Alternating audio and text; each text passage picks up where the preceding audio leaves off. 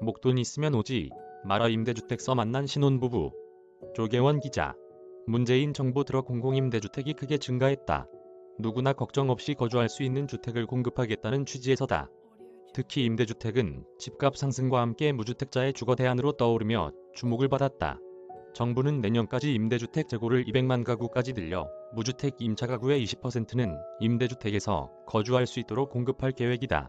임대주택이 주거정책의 핵심으로 자리잡은 상황에서 임대주택 거주 6개월 차 된 신혼부부의 솔직한 거주 후기를 들어봤다. 기자가 만난 사람은 결혼 6년차 임대주택에 거주하는 40대 가장이다. 현재 남편은 중소기업에 근무 중이며 아내는 임기제 공무원으로 일하고 있다. 자녀는 2살 된 아이가 하나가 있다. 올해 4월 파주의 10년 분양 전환형 임대주택에 입주했다. 그들이 입주한 임대주택은 방 3개에 화장실 2개인 24평형 규모다. 임대주택에 어떻게 입주하게 됐나. 우리 집은 3차로 당첨됐다. 처음에는 2018년도에 모집 공고가 나와 1차 모집을 진행했다. 그때 미달이 났다. 1차 경쟁률은 내가 알기로 0.5대 1 수준이었다.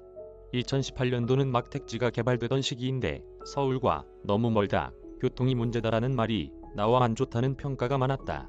또 일산을 거쳐 와야 하는데 일산에서 서울 들어오는 차가 많다 보니 도로가 막히고 차 없으면 못 다닌다는 지적이 있었다.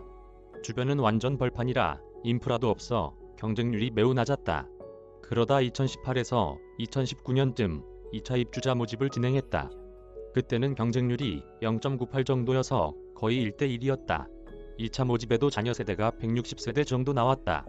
올해 2에서 3월쯤 160세대에 대한 3차 공고가 나와 지원했다. 3차부터는 자격 조건이 없어 맞벌이에도 지원이 가능했다. 2차까지는 소득 기준을 보는데 3차부터는 추첨이다. 그래도 물량이 남아 4차 모집도 진행한 걸로 알고 있다. 임대료와 관리비 수준에 만족하나 현재 살고 있는 집이 74제곱미터이라 평수로 24평 정도 된다. 보증금을 1억 2,500만원까지 최대로 올렸을 때 월세가 24만원이다. 1억 원 정도 대출을 받았는데 대충 이자를 계산해보면 1억으로 잡고 3% 금리의 1년 이자가 300만원 정도 나온다. 월 25만원 정도가 이자다. 월세랑 합치면 월 50만원 정도가 주거비용이다. 전에 살던 비슷한 크기의 아파트 전세 대출 이자와 비슷한 수준이다. 임대 아파트가 임대료 싸다고 하지만 결코 싸지 않다. 그게 임대 아파트의 제일 큰 문제다. 관리비는 24평형을 기준으로 평균 18에서 20만원 정도 나온다. 지난달은 여름이라 전기료가 올라 27만원 나왔다. 아이가 있어 에어컨을 안 틀 수 없다. 한 달에 월세랑 이자, 관리비로 70만원 정도 나간다고 보면 된다. 임대 아파트 목돈 넘는 사람이 많이 들어오는데 임대료가 비싸다. 직장이 가까워 교통비가 줄어든다는 점이 그나마 지출을 맞춰주고 있다. 분양 전환 때문에 입주한 건 아닌가. 분양을 받을 거라고 생각은 안 하고 있다. 왜냐하면 어차피 10년 후에 실제 분양을 받을 수 있는 사람 많지 않다. 현재 이 동네 시세가 4에서 5억 원이다. 3호선 연장이나 GTX 이슈가 있어서 10년 후면 적어도 6에서 7억 원은 갈 거다. 아마 그 이상 갈 거라고 본다. 분양가는 10년 후 시세의 70에서 80% 수준인데 보수적으로 6억 원이 70% 잡으면 4억 2천만 원 정도다. 분양을 받기 위해서는 대출받는 조건으로 적어도 내가 가진 돈이 1에서 2억 원은 돼야 한다. 하지만 이를 10년 안에 모을 자신이 없다. 지금까지 모은 돈이 4천만 원 조금 넘는다. 월 50만 원씩 이자와 월세 내고 아이에게 들어갈 돈 생각하면 앞으로 1억 원 모으기도 어렵다. 지금도 어려울 때는 마이너스 통장 도움을 받고 있다. 아이가 태어나니 예상했던 것보다 돈이 더 들어간다. 분양받을 수 있다는 기대는 크지 않다. 거주하는 임대아파트 품질에는 만족하나. 우리는 3차로 추가 당첨된 케이스라 하자점검을 제대로 못하고 들어왔다. 공공임대라 LH에서는 건설사에 건설비를 많이 주지 않고 건설사는 최대한 돈을 아껴 아파트를 짓는 것 같다. 그러니까 건설사에서는 완전 하자여도 그냥 묻고 간다. 이래서 2차 입주자 모집에서는 입주 전에 하자점검을 다 하고 사람들이 입주했다. 그런데 3차부터는 입주해서 하자 점검하라는 방식이다.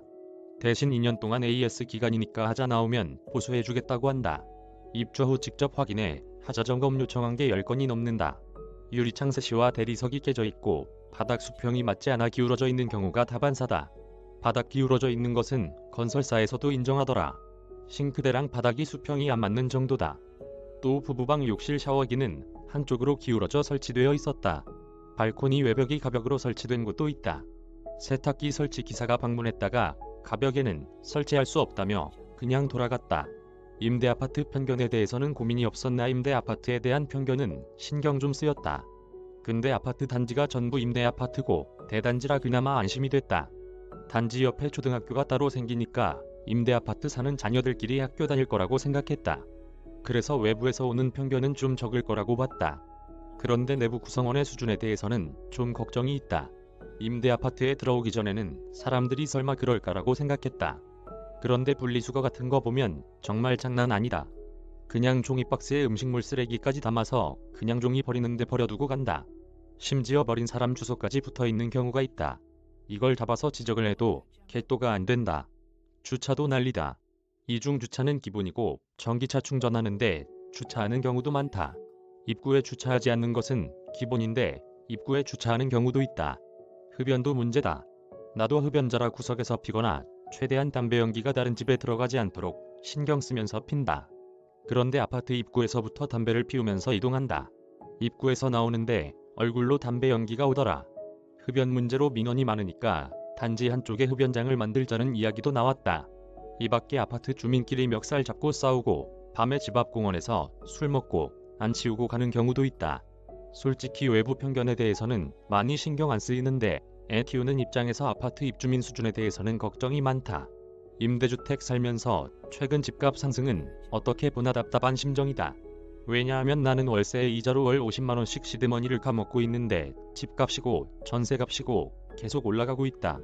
전세가 좋은 건 임대료 내는 거를 모아 투자를 하던지 저축을 하던지 할 수 있다. 여기는 월세 부담이 크다. 그리고 분양형 임대주택 거주자는 분양 여부와 관계없이 3년간 청약 신청이 불가능하다. 분양형 임대주택에 입주하면 3년간 유주택자로 간주한다. 임대주택에 살면서 청약 신청해내 집 마련하는 걸 막아놓은 거다. 목돈 없는 사람들이 임대주택을 많이 찾는데 추천하고 싶지 않다. 목돈 있으면 임대주택 오지 마라. 이메일 주소